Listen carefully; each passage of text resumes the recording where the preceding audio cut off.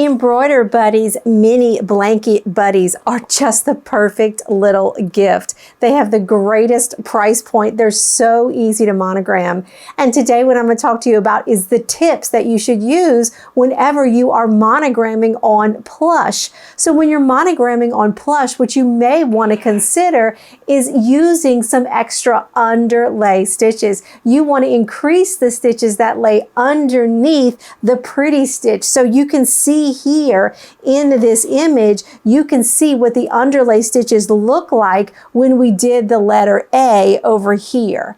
So you can see now in this second picture how the finishing stitches started to come over top of the underlay stitches. So adding extra underlay stitches helps knock down the plush so that your pretty stitches are just pretty on top. A second thing that you want to consider whenever you're working on plush is make your letters wider. Choose your fonts that are a little bit wider, or make your thinner fonts thicker with pull compensation, or maybe in your software it's called pull percentage. Basically, it's going to allow you to make your letters larger like you can see here.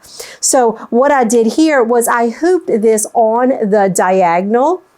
I used a piece of water-soluble. I still recommend you use water-soluble, even if all of your settings have been changed like I talked about. And then I have a piece of tearaway on the back, which completely covers the ring. So it's very easy to get water-soluble off. All you're gonna do is just remove the hoop and then take the water-soluble. You're gonna rip up the majority of it and you're gonna keep it in your hand flat. You're not going to ball it up.